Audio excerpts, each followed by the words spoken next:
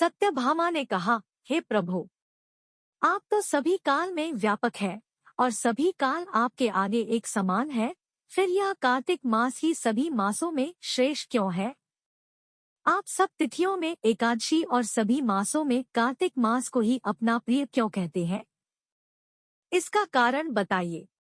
भगवान श्री कृष्ण ने कहा, हे भामिनी, तुमने बहुत अच्छा प्रश्न किया है। मैं तुम्हें इसका उत्तर देता हूँ। ध्यानपूर्वक सुनो।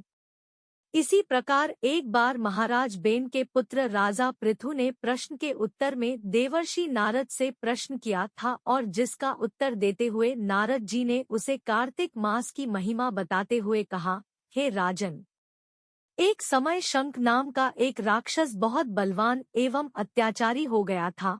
उसके अत्याचारों से तीनों लोकों में त्राहि मच गई। उस शंखासुर ने स्वर्ग में निवास करने वाले देवताओं पर विजय प्राप्त कर इंद्रादि देवताओं एवं लोकपालों के अधिकारों को छीन लिया। उससे भयभीत होकर समस्त देवता अपने परिवार के सदस्यों के साथ सुमेरु पर्वत की गुफाओं में बहुत दिनों तक छिपे रहे। तत्पश्चात वे निश्चिंत होकर सुमेरु पर्वत की गुफाओं में ही रहने लगे।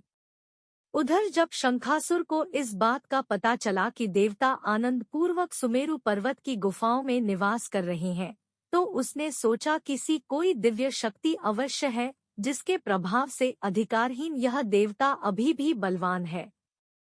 सोचते सोचते वह इस निर्णय पर पहुंचा कि वेदमंत्रों के बल के कारण ही देवता बलवान हो रहे हैं।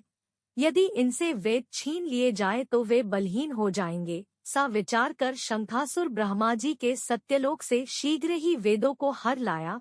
उसके द्वारा ले जाए जाते हुए भय से उसके चंगुल से निकल भागे और जल में समा गए। शंखासुर ने वेदमंत्रों तथा बीज मंत्रों को ढूंढते हुए सागर में प्रवेश किया, परंतु न तो उसको वेद मंत्र मिले और न ही बीज मंत्र। जब शंखासुर सागर से निराश होकर वापस लौटा तो उस समय ब्रह्मा जी पूजा की सामग्री लेकर सभी देवताओं के साथ भगवान विष्णु की शरण में पहुँचे और भगवान को गहरी निद्रा से जगाने के लिए गाने बजाने लगे और धूप गंध आदि से बारंबार उनका पूजन करने लगे। धूप, दीप, नैवेद्य आदि अर्पित किए जाने पर भगवान की निद्रा टूटी और वह देवताओं सहित ब्रह्मा जी को अपना पूजन करते हुए देखकर बहुत प्रसन्न हुए तथा कहने लगे, मैं आप लोगों के इस कीर्तन एवं मंगलाचरण से बहुत प्रसन्न हूँ। आप अपना अभीष्ट वरदान मांगिए, मैं अवश्य प्रदान करूँगा। जो मनुष्य आश्विन शुक्ल की एकादशी से देवोत्थान एकादशी तक ब्रह्म मुहूर्त में उठकर मेरी पूजा करेंगे, उन्हें तुम्हारी ही भांति मेरे प्रसन्न होने के कारण सुख की प्राप्ति होगी। आप लोग जो पाद्य, अर्घ्य, आचमन और जल आदि सामग्री मेरे लिए लाए हैं, वे अनंत गुणों वाली होकर आपका कल्याण करेगी। शंखासुर द्वारा हरे गए संपूर्ण वेद जल में स्थित है। मैं सागर पुत्र शंखासुर का वध करके उन वेदों को अभी लाए देता हूँ। आज से मंत्र बीज और वेदों सहित मैं प्रतिवर्ष कार्तिक मास में जल में विश्राम किया करूँगा।